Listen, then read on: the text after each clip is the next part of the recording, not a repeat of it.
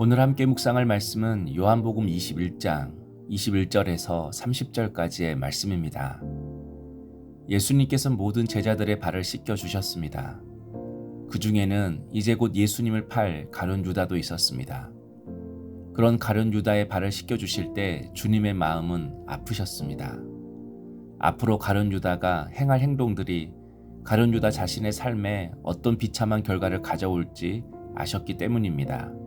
21절 예수께서 이 말씀을 하시고 심령이 괴로워 증언하여 이르시되 내가 진실로 진실로 너에게 이르노니 너희 중 하나가 나를 팔리라 하시니, 예수님께서 제자들에게 너희 중에 하나가 나를 팔 것이라고 말씀하십니다. 주님이 이렇게 말씀하시는 것은 회개할 기회를 주시기 위함입니다. 돌이킬 기회를 주시기 위함입니다.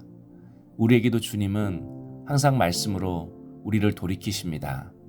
그러므로 주님이 말씀하실 때, 주님이 은총을 베푸실 때 그분의 뜻을 헤아려 보고 돌이켜야 합니다. 죄의 길에서 한시라도 머물러서는 안 됩니다. 23절 예수의 제자 중 하나 곧 그가 사랑하시는 자가 예수 품에 의지하여 누웠는지라. 예수님께서 제자 중 한 명이 나를 팔 것이라고 하자 예수님 품에 의지하여 누워있는 제자가 있었습니다. 바로 요한입니다. 요한의 모습을 통해서 주님과의 관계가 어때야 하는지를 보여주고 있습니다. 주님을 사랑하는 것입니다. 그리고 주님을 사랑한다는 것은 주님 품에 의지하는 것입니다.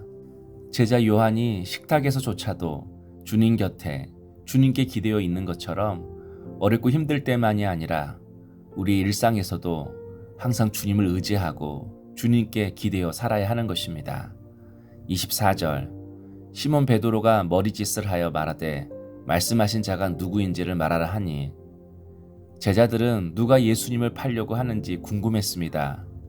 그래서 베드로가 주님 품에 기대어 있는 요한에게 머리짓을 하며 주님께 물어보라고 신호합니다. 베드로가 직접 물어보지 않고 요한을 통해서 물어보려고 한 것입니다. 이것은 베드로의 자리가 예수님과 멀어서 예수님 가까이 있는 요한에게 물어보라고 한 것이 아닙니다. 지금 베드로와 예수님 간의 심리적인 거리가 멀어서 그런 겁니다. 우리도 베드로처럼 주를 위해 열심히 봉사하고 충성하지만 주님과의 거리가 가깝지 않을 때가 많습니다. 주님의 일을 하는 것과 주님과 관계 맺는 것은 다르기 때문입니다. 일을 바쁘게 하다가 가족 간의 거리가 멀어지듯이 주의 일을 한다고 하면서 주님과 멀어질 때가 있는 것입니다.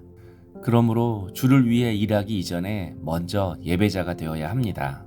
26절 예수께서 대답하시되 내가 떡 한 조각을 적셔다 주는 자가 그니라 하시고 곧 한 조각을 적셔서 가룟 시몬의 아들 유다에게 주시니, 한 제자가 누가 예수님을 팔지 예수님께 물어보는 순간 예수님은 자연스럽게 가룟 유다에게 빵 한 조각을 건넵니다. 식탁에서 이루어지는 자연스러운 행동이어서 제자들은 예수님을 팔 자가 가룟 유다인지 전혀 몰랐습니다. 하지만 주님은 의도적으로 가룟 유다에게 빵 한 조각을 건네 주었습니다. 이처럼 예수님은 공개적으로 가룟 유다를 지목하지 않았습니다. 가룟 유다만 스스로 깨닫고 회개하면 아무 일도 없었던 것처럼 하시려고 단지 가룟 유다만 알아듣도록 여러 번 말씀하셨습니다. 여러 번 행동하셨습니다. 유다의 배신에 심령이 괴로우셨음에도 배신자를 고발하기보다 끝까지 주님은 그를 배려하셨습니다. 우리도 예수님이 가룟 유다를 돌이키기 위해 애쓰셨던 것처럼 어떤 사람의 허물을 보았다면 우리도 배려해야 합니다. 기다려줘야 합니다. 덮어줄 수 있어야 합니다. 돌아올 수 있는 여지를 만들어주어야 하는 것입니다. 27절 조각을 받은 후 곧 사탄이 그 속에 들어간지라. 이에 예수께서 유다에게 이르시되 내가 하는 일을 속히 하라 하시니, 가룟 유다가 주님이 주신 떡 조각을 받자 사탄이 그 속에 들어갔다고 말씀합니다. 사탄이 들어갔다는 말은 가룟 유다가 예수님을 팔기로 확고한 마음을 가졌다는 것입니다. 또한 다른 복음서 본문에는 사탄이 가룟 유다에게 예수를 팔 생각을 넣어주었다고 합니다. 그런 유다에게 예수님은 네가 생각하고 있는 일을 속히 행하라고 말씀하신 것입니다. 주께서 이렇게 하신 것은 가룟 유다의 배신이 하나님의 구원 계획에 손톱만큼도 손상 줄 수 없음을 아셨기 때문입니다.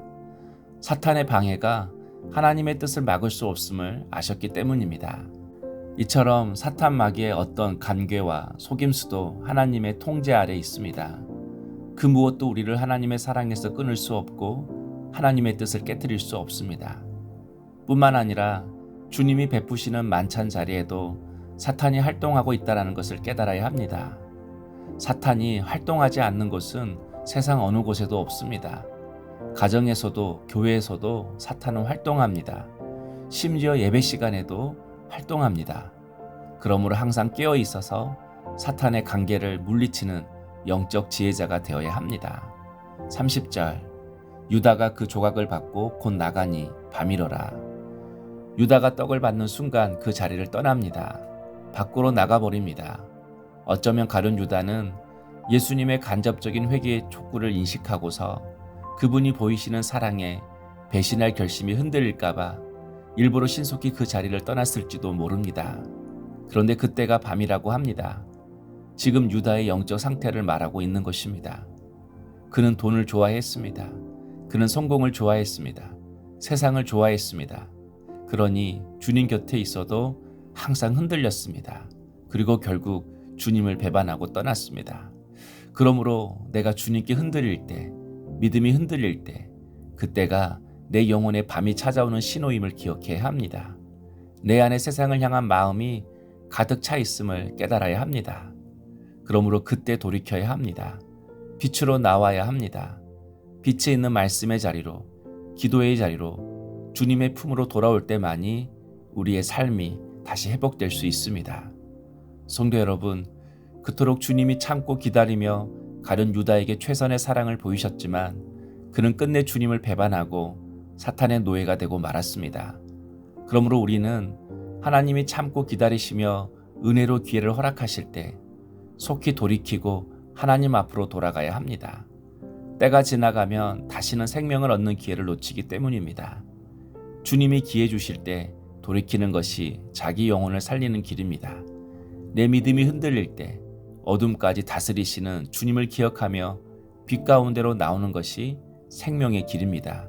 그럴 때 사탄은 떠나고 주님이 다스릴 것입니다. 적용 질문입니다. 지금 여러분의 영혼의 상태는 낮입니까? 밤입니까? 기도하겠습니다. 주님, 가룟 유다처럼 주님보다 돈을 사랑하고 말씀보다 세상을 쫓았음을 회개하며 용서를 구합니다. 이제는 주님의 사랑을 기억하며 죄에서 돌이키게 하옵소서. 날마다 말씀 안에서 주님 품에 기대어 그 사랑을 기쁨으로 누리는 제자가 되게 하옵소서. 예수님의 이름으로 기도하옵나이다. 아멘.